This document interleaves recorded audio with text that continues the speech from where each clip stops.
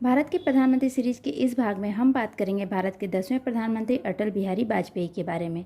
इससे पहले आपसे अनुरोध है कि इस सीरीज के जितने भी वीडियोज हैं उन्हें अवश्य देखें और समझें, और अगर आप इंटरेस्टेड हैं तो, ताकि भारतीय राजनीति और अब तक हुए सारे प्रधानमंत्रियों के विषय में मैंने कोशिश की है आसान भाषा में समझाने की, तो आपको अच्छा लगेगा।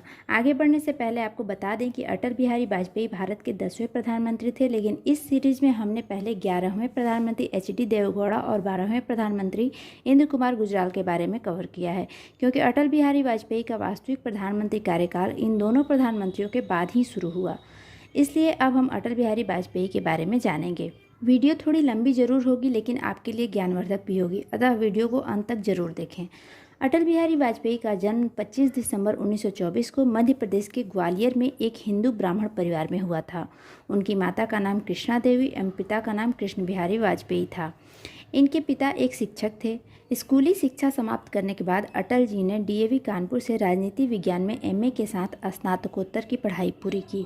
वर्ष 1939 में राष्ट्रीय स्वयंसेवक यानी आरएसएस में शामिल हुए। 1947 में आरएसएस के पूर्णकालिक कार्यकर्ता बन गए।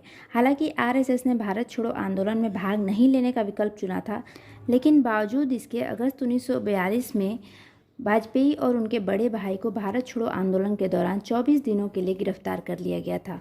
1951 में एक हिंदू दक्षिणपंथी राजनीतिक दल भारतीय जनसंघ से जुड़े और 1968 में जनसंघ के राष्ट्रीय अध्यक्ष भी बने।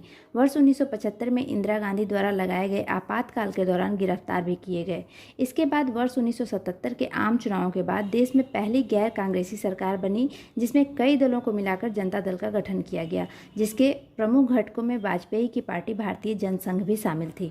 गठबंधन के चुने हुए नेता मोरारजी देसाई प्रधानमंत्री बने, जबकि अटल बिहारी वाजपेयी विदेश मंत्री नियुक्त किए गए। विदेश मंत्री के रूप में 1977 में संयुक्त राष्ट्र महासभा में हिंदी में भाषण देने वाले अटल बिहारी वाजपेयी पहले व्यक्ति बने। वर्ष 1979 में देसाई की सरकार गिर गई और जनता पार्टी का पतन हो गया। भारतीय जनसंघ के पूर्व सदस्यों को मिलाकर 1980 में भारतीय जनता पार्टी का गठन किया गया, जिसके पहले अध्यक्ष वाजपेयी थे और जीवन पर्यंत भाजपा के सदस्य बने रहे। वह 4 दशकों तक भारतीय संसद के सदस्य रहे। लोकसभा और निचले सदन में 10 बार और 2 बार राज्यसभा और ऊपरी सदन के लिए चुने गए। और भी बहुत सारी बातें हैं, लेकिन अब हम जानते हैं अटल बिहारी वाजपेयी के प्रधानमंत्री बनने की कहानी। अटल बिहारी वाजपेयी स्वतंत्र भारत के 3 बार प्रधानमंत्री नियुक्त किए गए, लेकिन इनका कार्यकाल विडंबनाओं से घिरा रहा। पहली बार 16 मई 1996 से 1 जून 1996 तक मात्र 13 दिनों के लिए प्रधानमंत्री बने, जब 1996 के चुनाव में भाजपा सबसे बड़ी पार्टी बनकर उभरी। हालांकि भाजपा को बहुमत प्राप्त नहीं था, लेकिन अन्य दलों के साथ मिलकर भाजपा ने सरकार बनाई। लेकिन वाजपेयी सदन में 200 सदस्यों का समर्थन प्राप्त करने में असफल रहे और उन्हें 1 जून को प्रधानमंत्री पद से इस्तीफा देना पड़ा। 1996 के आम चुनावों पर मैंने वीडियो अपलोड किया है, तो आप उसे अवश्य देख लें। वर्ष 1998 के आम चुनावों के बाद दोबारा भाजपा को अधिक सीटें मिली और कुछ अन्य पार्टियों के सहयोग से वाजपेयी जी ने एनडीए का गठन किया और वो दोबारा प्रधानमंत्री बने। लेकिन 13 महीनों के बाद फिर वाजपेयी की सरकार उस वक्त गिर गई जब जयललिता की पार्टी ने सरकार से अपना समर्थन वापस ले लिया। वाजपेयी को मात्र 13 महीनों बाद फिर से प्रधानमंत्री पद से इस्तीफा देना पड़ा।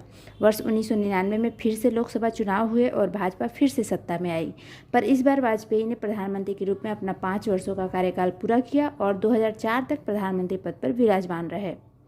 ये तो थी कहानी अटल बिहारी वाजपेयी के प्रधानमंत्री बनने की, लेकिन कहानी यहीं खत्म नहीं होती। प्रधानमंत्री के रूप में उनकी अनगिनत उपलब्धियां भी रहीं, जिसे हम कवर करेंगे अपने अगले वीडियो में। आशा है आपको यह वीडियो अच्छा लगा और आने वाला अगला वीडियो भी आप जरूर देखेंगे।